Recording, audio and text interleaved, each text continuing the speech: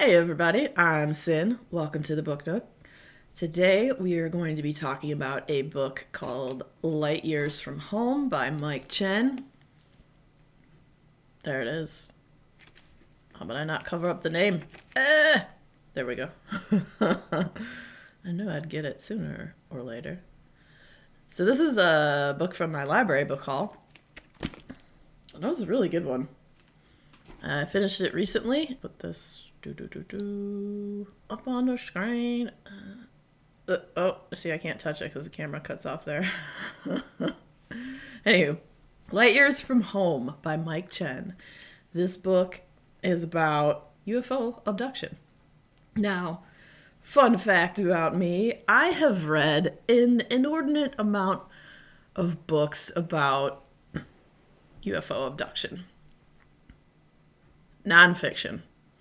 I have never read a fictional account of a UFO story. So I thought this would be a good one for me to read because, I have an interest in the subject. I find it quite fascinating. I guess the closest thing to fictional UFO stories I've seen has been stuff on TV, maybe like X-Files. So I decided, I read the flap on the book and the story sounded interesting, so I was like, all right, I'll give this a whirl. And what a whirl it was. Yeah, I really liked this book a lot. I thought it was really great. And in the back of it, he kind of tells where he got the idea for Mr. Mike Chen. So I wanted to kind of just look at that real quick to give you guys an idea where his story came for the UFO abduction story. So this book started as a short story, and it was inspired by the song Red by Belly. So I don't know if any of you are children of the 80s or 90s. You might remember Belly. They were a pretty good band. So the lyrics, they spun a tale of someone who wanted to fly away and then actually does, courtesy of aliens. So then this guy, he watched the Netflix The Haunting of Hill House, and it had a character examination of a family trauma and how that affected the family due to a supernatural incident. So it's maybe you can see how this is sort of to tie into a UFO story. I don't know. And then a rewatch of the X-Files kind of cemented everything into place for him. So yeah, it all kind of from those things came together. And then also some of the characters' names in the books he's taken from the Assassin's Creed franchise. So let's tie it back into video games, which, because I play a lot of video games, I thought that was kind of cool too.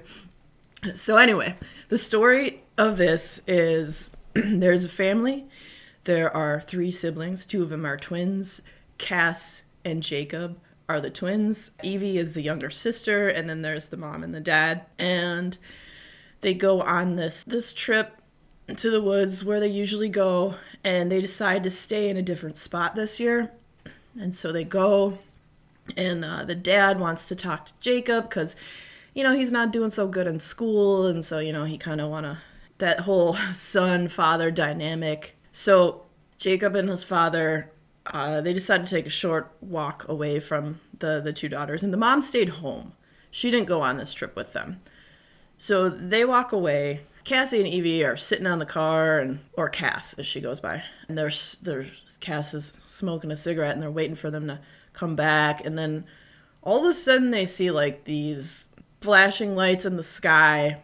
The sound sucks out and disappears, and everything is silent, and movement is weird. And then there's more flashes of light, and then the girls are like, the heck just happened? And then the dad and their brother hasn't come back yet, so they go running off in the woods, yelling and trying to find the dad and the brother, and they're gone. They can't find them anywhere. I think Evie finds her brother's sweatshirt, which is smushed into a weird, I don't know, formation. The ground is warm to touch. Stuff is just weird. Weird stuff happened.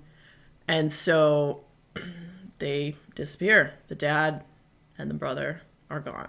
This is a very, very traumatic event. And I think it's 3 days later, the dad shows back up, and he's super disoriented, and he's got this weird metal object that he's holding on to. The dad comes back. The brother does not. And the dad, is convinced he was taken by aliens and that they still have the brother, and then he dedicates his life to trying to get back and get his son back. And so this is the step that starts to just tear this family apart. So the brother goes missing, and the family tries to go about their life, and the brother is missing for 15 years. They try to go about their lives. The one sister becomes a psychologist. The other one, she is a veterinarian assistant, but she also has a web show about UFOs and aliens, and has this network of people called the Reds that she talks to, and they monitor frequency and air pressure and all this different stuff. And so she has all the stats so Evie, the younger sister, has all the stats of when the night that her brother disappeared, like the atmospheric pressure and a bunch of different stuff. So 15 years later, she gets a message from the Reds, this network she's connected to, that the atmospheric pressure and all the numbers were pretty much almost the exact same in the same area of the night when her brother disappeared. So this is where we come back into the story. And so this family's just been kind of torn apart. The one sister does not believe it's aliens. She thinks her father and her sister are nutballs. She kind of suspects that her brother probably just disappeared. He used to do a lot of drugs and like to party and have fun. So she kind of thinks like, if he's not dead, he probably just, went backpacking somewhere in Europe and met some woman, and who knows. She always viewed him as a little bit selfish. And that's the twin. They're like twins. It never says if they're identical or fraternal, but I kind of guess it's fraternal. Because there's never any of that like whole identical twin, how they like sense each other and whatnot, and in the different ways that they pick up like the same habits that each other have. That none of that really happens in the story. So, And the sisters had a big falling out. They barely talk, and the only time they had talked was when Evie had asked Cass for money. And so every time now that they talk, she just assumes she's asking for money, and Cass takes care of the mom.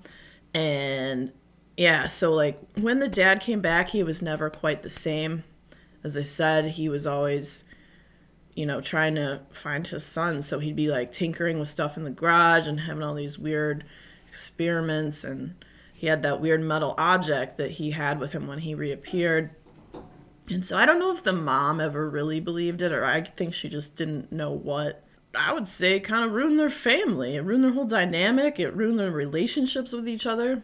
So the Red Network contacts Evie and tells her the parameters of all the stuff on the night that your brother disappeared, these same exact like atmospheric pressure and this, that, and the other are the same and in this area and whatnot. So she decides she's going to go see her sister, who lives in their old house with the mom, and maybe try to go visit the area where the place where her brother disappeared, to see if there's anything there. And her sister won't answer the phone and doesn't want to talk to her, and she texts her and she's like, well, coming anyway.